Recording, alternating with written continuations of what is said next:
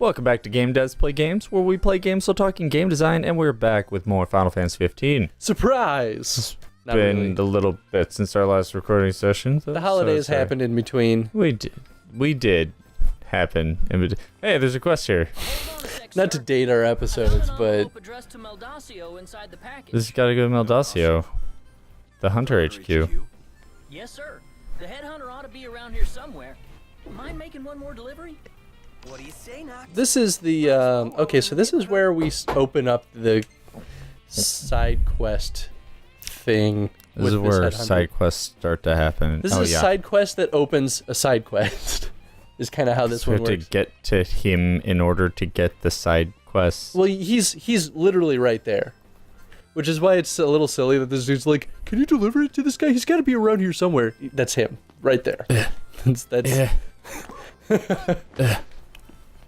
So this, I don't think we've talked a lot about the side quests in this, other than we stated that we're not going to be playing them like crazy, unless people really want to see them, but they get kind of redundant. In the envelope, I don't trust you, Dave. Keeping up your... I love how he just didn't say anything about it either. They're like, fine, you know what, screw you. Why give me the option? Of course I'm going to hand it over to Dave. It's like, can I give this to someone else? Yeah. Like, did I just miss out? I could have given it to somebody else. So, speaking of side quests with this guy, this is one thing that bothers me a little bit. So, if you want side quests for the monster hunter people, you go to the diner to hunt monsters. I think the idea is that you're getting food for the diners. No, you go to the diners and you do the warrants for the monsters and you go on hunting missions. Right. If you want to do a job for the monster hunters, you just pick up dog tags, and that's all you do. It does seem a little contradictory, though I will say I don't think it's bad, if only because the hunters themselves do jobs for other people. So it makes sense that if you're working with the hunters, that other people would be the ones that hire you. And then the jobs that hunters themselves would give you are jobs that are kind of within the hunter circle. Yeah, okay. That is a fair argument. I still find it a little weird, or at least weird that those are the only jobs that you can get. No, I totally agree with that. From a fundamental point of view, right? From like, on the macro level, I agree. Like, it kind of seems weird. Also, we haven't really done this, but this is a photography spot for Prompto. I just did it, son. Did it. You were too busy talking to catch the fact that I'm going to buy 170 antidotes. They are super cheap. I didn't realize, so speaking of side quests, they're like the little like one-off side quests that you can just find as you're traveling. And it's like either you find someone with a broken down car, give them a repair kit, find someone hurt, you give them a potion. And occasionally you find someone that's been poisoned and you give them an antidote. Oh, I haven't actually seen that one yet. Yeah, I feel like it justifies keeping low-level items in your inventory, aside from like the fact that when you get... I don't have that money. Oh, wow, yeah. God damn. Although... Oh, great. Oh, this is going to be a fun episode. Usually by this point, you'd have more money. I think we just don't have money because we haven't been doing side quests. Maybe. I was just going to say, what have we been doing with it? Well, aside from you busting up the car. Oh, that reminds me. I need to go run into something. All right. So, we need to get here then. Think we're going to make it? I don't think we're going to make it. We can make it. All right. So, I want to go here. Wait. All right. Hey. So you're going to drive there? Yeah, because otherwise, oh, wait. I have to try manual. All right. Well, yeah, because since it's nighttime, Ignis won't drive. Well, we talked about, like, ooh, you shouldn't drive out at nighttime. So let's show everybody what happens when you do drive out at Which, night. to be fair, we actually might not see anything. You know what? That does happen sometimes. There's probably a closer spot. I just realized I haven't gone to the thing to get the local information yet, so there's probably a place closer by. No, that's actually totally fair. I think there is, because I remember doing a lot of hunter missions over here. And I think there's one within running distance. But yeah, the side quests are interesting, right? Because like each each group of side quests are interesting sort of in themselves, like collecting the hunter tags or hunting the monsters. I think the hunter missions are probably the most interesting just because it's a good excuse to like deal with a certain group of more dangerous monsters, right? I feel like they get the most variety out of them.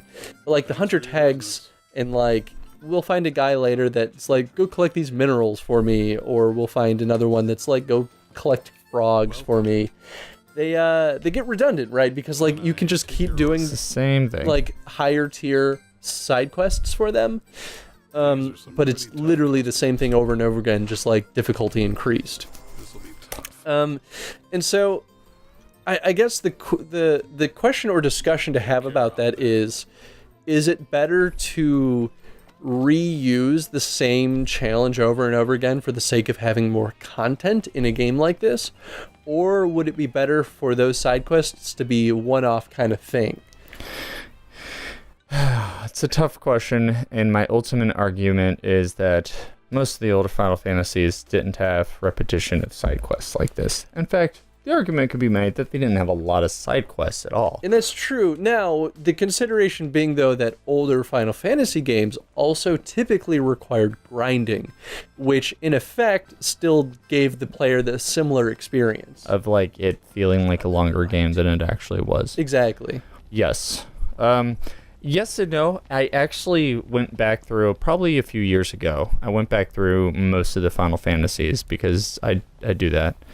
And it's fun to play old games. Oh yeah, I'd stick in my nostalgia factor sometime. And so I went back through them, and I tried to avoid grinding as much as possible because I'm older now, and I played this game a million times already. So yeah, I should be able to play more efficiently and get through without grinding. And just about every single one, I was able to avoid grinding at all costs. Really? Yeah, and I did not, and I realized that it's just the players feel a need to grind when they don't understand it as much, or have lack of information, I guess. Or maybe just like as an adult, now that you understand how these systems work, it allows you to make more intelligent decisions. Mm-hmm. I actually, specifically, I know where I used to fail a lot as a young game player is I would never use items. My play style was never use an item because I could just grind and preserve my items until like the final battle. Yeah, I understand completely. Actually, when I was younger too, I never wanted to use my consumables because they were consumable. They're never coming back. We're playing wait mode, right? Yeah. Boom. Yeah. All right. Cool. Which, by the way, on my personal playthrough, I have not changed back from wait mode now that I've turned it on. It's so much better. It's so good, dude. It makes the game feel better, and it's cool. Look at this. Now I get to see what this guy looks like. Look at this guy. You wouldn't get to know what this guy looks like if you didn't do this. All right, now I'm gonna stab with a spear. Are we even a high enough level for this? I don't know. It's level 7, it said. I mean, I guess goblins aren't exactly the most challenging, though they will steal your potions. I've come to find that when goblins steal your potion, or your potions, it's not the most obvious thing in the world. So, I was fighting them for a while, a harder version of the goblins, and I was like, how are none of these guys damaged? They should be halfway to being dead by now, and I realized, these are using the goblin mechanics. They must be stealing my potions and using them. Yep. I almost wonder if they should be presenting that a little bit better, because it's not always obvious. You should use Mark. Mark is good for a lot of weaker enemies, or just a lot of enemies on the field. Although I guess it's also based on what the enemies are weak against, right? So I think they're weak against spear and knives. Yeah. So it turns out to be pretty effective. Yeah. Do it again. And plus there's a lot of them, so it hits them all. Or most of them. Yeah, I think when you use Mark, does Noct use knives? It looks like he uses knives. Even if you don't have knives in your inventory, though, I think he uses knives. Yeah, I was like, oh, how about knife? Oh, bam, blindside hit. I wonder if Ignis sets the damage that you deal then, because it's probably not equating Noct's weapon damage. which is interesting. Although I guess that's a good way to do it. The system for how they choose weapons and stuff is a little weird. It's like, it's always funny when you use a sword teleport and you don't have a sword equipped. And then, like, I guess the ultimate argument is like, well, yeah, but, you know, the dude is able to, like, fling swords around crazy style everywhere he goes. So it doesn't really matter all too much. Yeah, and I think I like to imagine that you couldn't do some of those teammate maneuvers, right? If you didn't have, like, knives equipped, for example. It would kind of like, you would never not equip knives, or you would just never use that ability. Okay. It would kind of like detract from what it just make it too difficult to use, right? Yeah. Too cumbersome.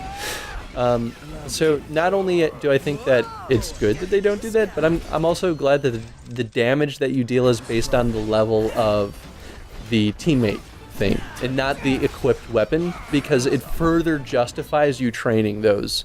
Absolutely. And using that combo and using that the move and the weapon itself. Is there actually a... And don't get me wrong, I could be totally wrong on that. This is my analysis of how it works just based on what I've seen. But, you know, I haven't looked at the nitty-gritty numbers, but it seems to me as a player that that's how it's working, and I think that's a smart choice if that is. He did not give me a new map location. But, I mean, you know, you killed the goblins. I think they only came out during the night, too, so... So I could return to the rest point, actually. You'll get enough just money to tow the sleep. car back. No, you'll have enough money to sleep now if you turn in that hunting mission. 300, though? Pricey this early. It's not that bad. Well, you also get That's my 1.5 hard-earned experience. money, man. But, like, okay, consider 300 early game is a lot, but in the grand scheme of things, it's like chump change. You're chump change. I am chump change. That's why I'm telling you to spend your chump change. Oh. So Wait. I guess, like, the whole point of this was, like, me going, oh, man, I need to sleep. I guess I'll just kill some goblins instead. I mean, that works. How much time do we have on this episode? We still have about 3 minutes? yeah. All right, cool. So then that gives us some time, since we're already talking about it, to talk a little bit about the weapons. Oh, yeah. I guess while I'm traveling, here, let's just take a quick I don't look at 'em. think we've talked about the fact that you have a gun equipped, because we definitely did that in between episodes. Do we? I don't think I have the footage for it anymore, but you took on an Iron Giant. You're just like, I'm just going to do this. Watch this, Chris. And then we spent 20 minutes watching you just shoot an Iron Giant. That's why I didn't like put it in the behind the scenes, because it was boring. But it was funny because of how stupid you are. I'll get him one day. It was funny because the Iron Giant couldn't really like catch you, but you were like pinging one damage at a time. Blah, blah, blah. Oh, so good. All right, so you have these weapons and stuff, right? Okay, first off, you can do accessories. I haven't for some reason. I guess I'll give it to Noctis because probably You only should have now. one accessory. What does the Bronze Bangle do? Yeah, just increase hit points by 50. I mean, Like, you know, just 50 it's extra. nice. Could have used that, I suppose. All right, so Attire- we have attire, which is not only cosmetic, but does actually change your stats up, which is super nice. which is super nice and a little weird because sometimes you just want to look like this. I love dressing like this and going around attacking things like Iron Giants because this is ridiculous. It looks like a golfing outfit. It does. It's just like, just don't even care. It's much better than this one. Like, are you like ready to go swimming, or is this winter gear? I don't know if that's a life jacket or a. So yeah. let's talk about that though, right? Because so they give us these aesthetic differences, but right off the bat, our other options are pretty much just worse, statistically speaking. At the time, yes, they are. Until later, when this one is actually better because the few hit points you get from the jacket don't make matter. Up. Yeah. And I actually tried that early game. Looking at it, it's like, okay, that's actually not a bad compromise between the jacket and no jacket, but the casual attire gives is you all around nothing. worse. It literally gives you nothing. Mm-hmm. And so if you want to look like this, which we're going to, you give worse stats for it. All right, so moving on from there. But the question is, like, why would you give the players this option if, statistically speaking, it's worse? Like, does it help you train? Do you get more experience if you have worse stats? I don't think so. So I think it's funny that by taking off the jacket and showing your guns on. Yeah, he puts on a shirt. Like, you show off your guns, and that makes you stronger. Literally, statistically. You show your arms, you're stronger. Yeah, we'll do this. You'd think he would get more agility, not more strength. I love his casual. It's like a gunslinger thing. It really is, but what is he holding, a knife in there? Is that what it is? Well, yeah, this is confusing, right? Because this makes more sense because it's like a modern cowboy kind of thing. But the other one's like, I'm gonna wear a polo and wear a cowboy belt. He reminds me of a Rock Band character. Like one of the original Rock Band characters. You could probably make Prompto in Rock Band. You probably could. Alright, Prompto, we're giving you this. Yeah, I can't take you seriously.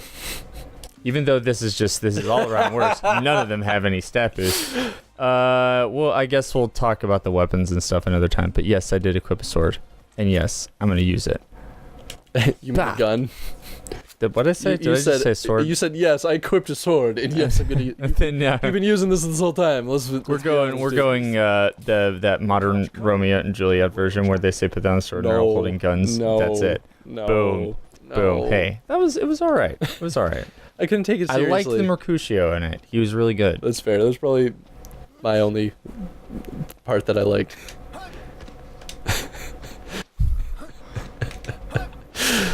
How did we get onto this topic? Okay, well, we should end this episode while we're. This is all right. I'm just gonna go rest, and that's it. Oh yeah, okay. We'll do that before we end the episode. Looking for a place to stay, You gotta turn in your quest, buddy. You didn't tried get your money yet. Why did you just say that? Oh, Prompto's dirty now. I guess that happens on the other. I mean, not Prompto, Noct. Yeah, look at that. Just walking around in the muck and the mud. Well, there's items in the game that you can get, like styling gel for your hair. So I have that, and I equipped it for a while. I was like, I'm to do this, and it's like so it weird. rained, and I was like, oh man, maybe I'll see something. No, your hair stays perfectly fine no matter what. Perfect hair forever. But so it's interesting, right? Because it takes up an inventory spot. So like once again, it's like but why would you use this? Is it a bragging rights thing? I just use the styling gel. I kind of wish that they kept the aesthetic and the stat modifying things separately.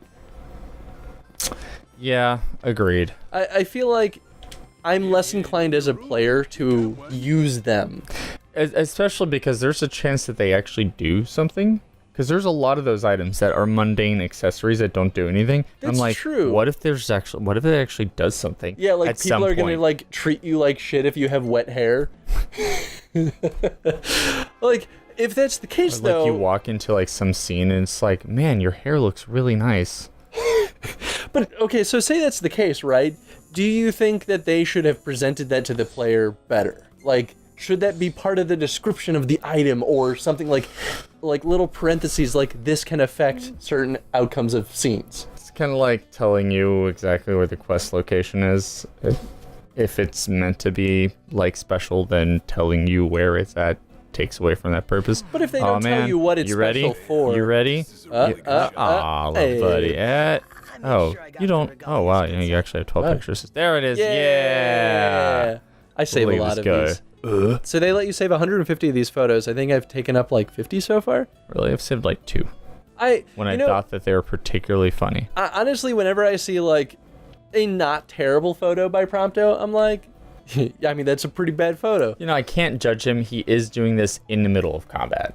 He gets better though. Like you can, as he upgrades his skill in photography, he takes better shots. He starts getting selfies in it too, and I'm like, Prompto, you're a little narcissistic, but I still like you, buddy. I like you sometimes, Prompto. Okay, well, sometimes. That's all we have for this episode. I want to ask you guys what you think about the aesthetic thing. Do you think that it's better to integrate the stat changing things with aesthetic changes? Or do you think it's better if they're separated? And I guess what are the benefits of either route? I'm trying to dance. I agree with that question. I like the dynamic animation. I love messing with dynamic animations like this too. They actually did a really good job with it for the most part. It's really hard to get into like do the spin. It's true. No, I totally agree. The dynamic animations are spot on in this game, and until you get like Prompto dancing on top of Ignis's head because he spawned in the same spot, which I love that. I tweeted that out. Find that tweet on Twitter if you want to see that. All right, guys. Till next time. Bye, everyone.